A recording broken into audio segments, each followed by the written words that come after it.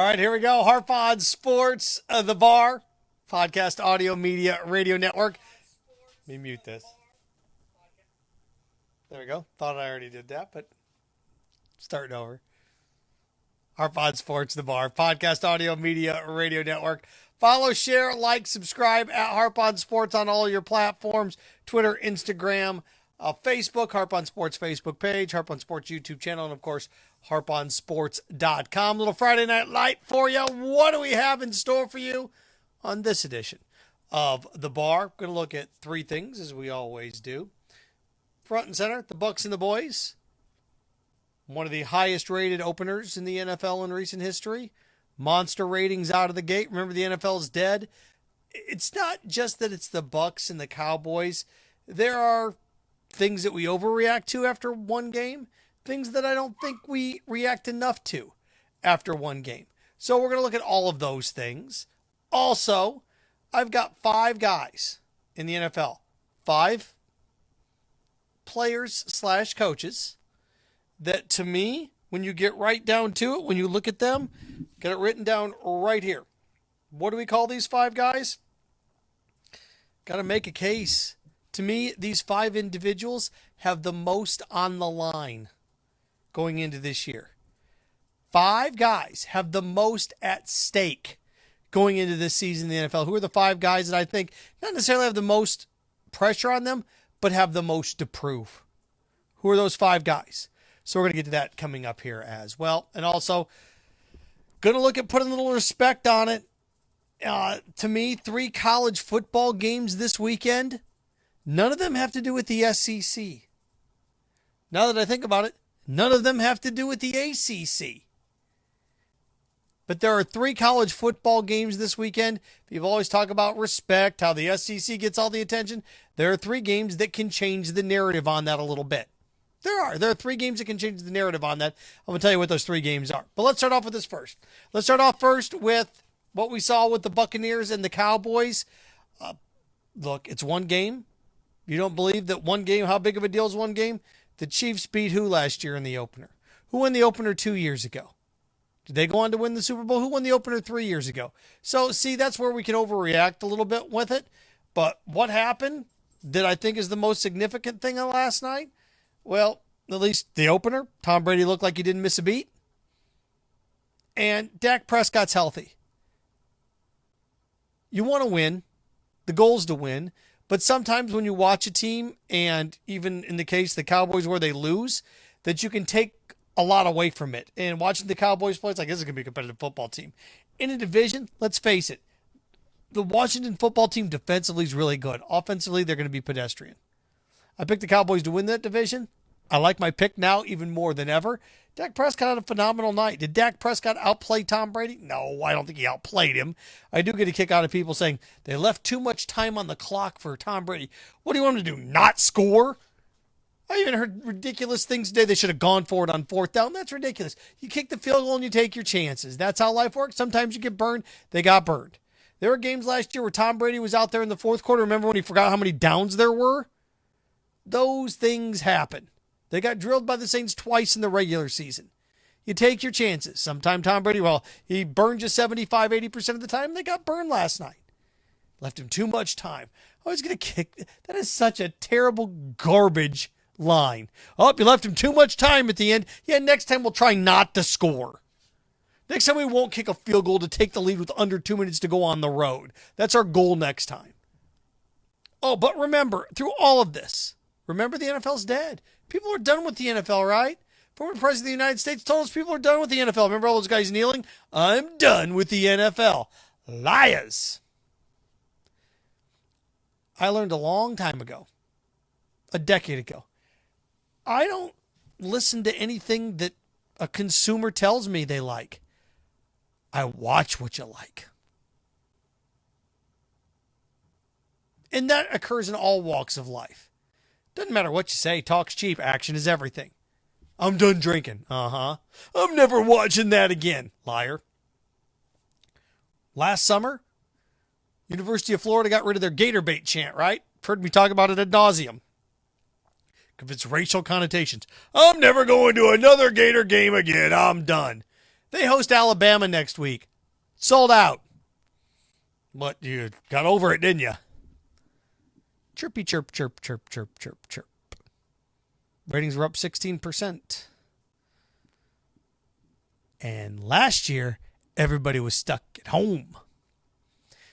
You had closures, you had mandates, you had social distancing, you had home restrictions.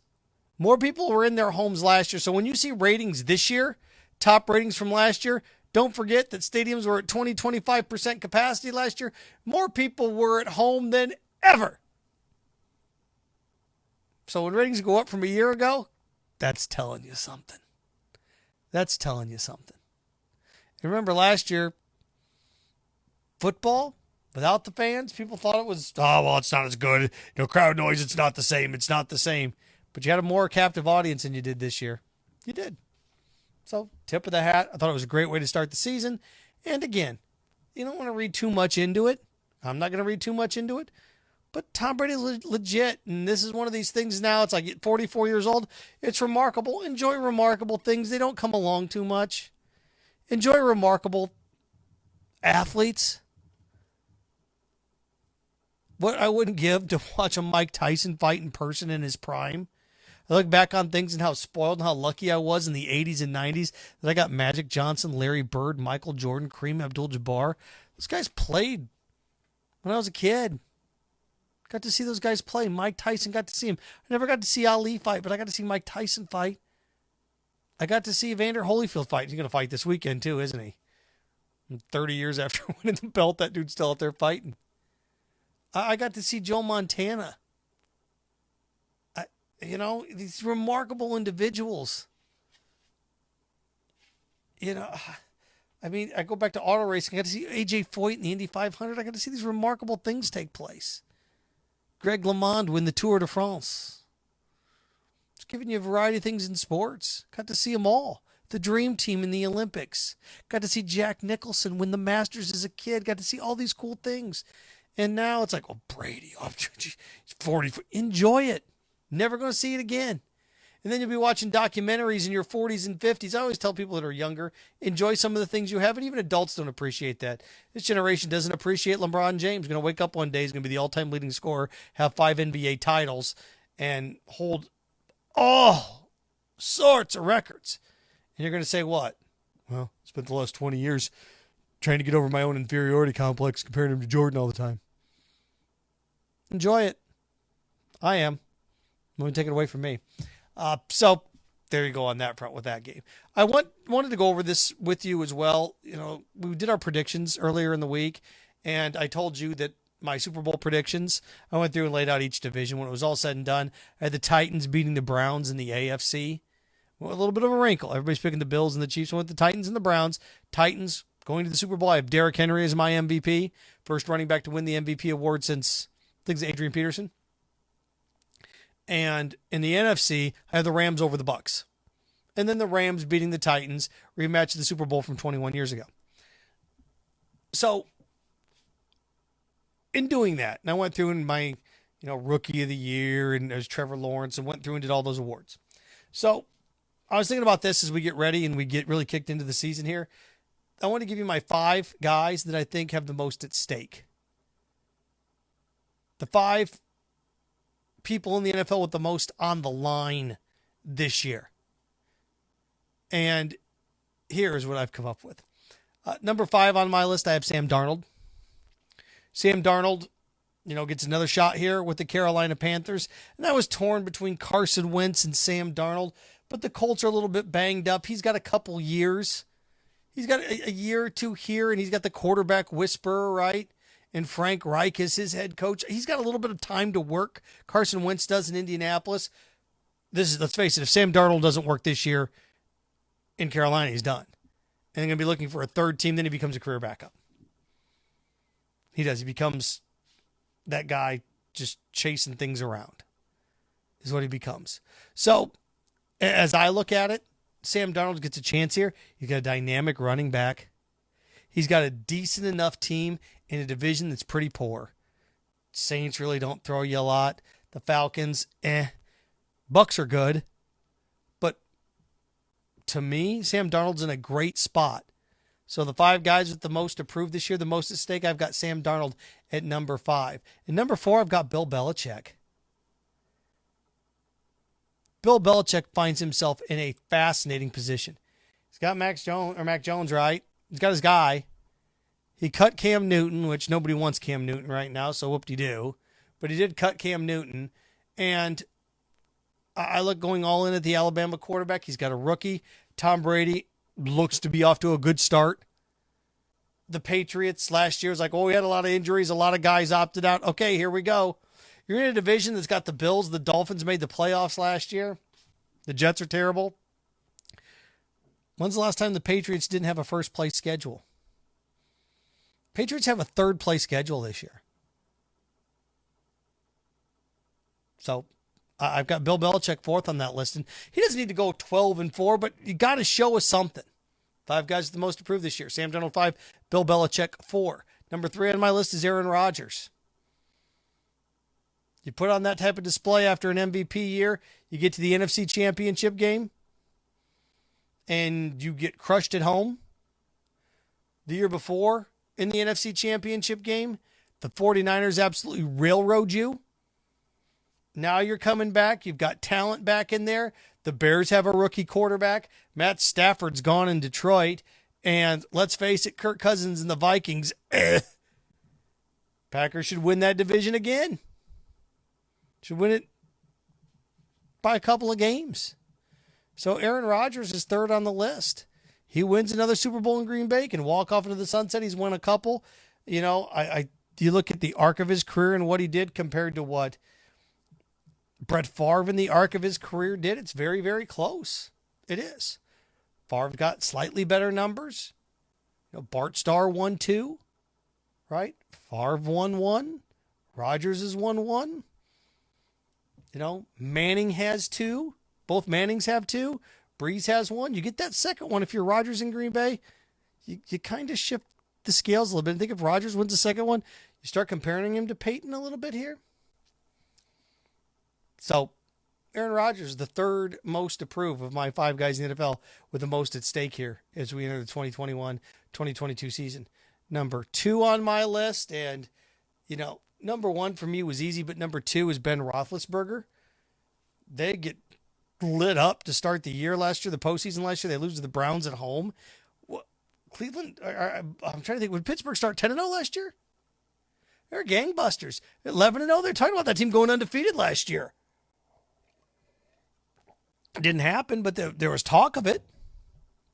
So I look at a swan song for Ben. And that's why I say he's got the most at stake, because to quote Carl Weathers as Apollo Creed in Rocky III, there is no tomorrow.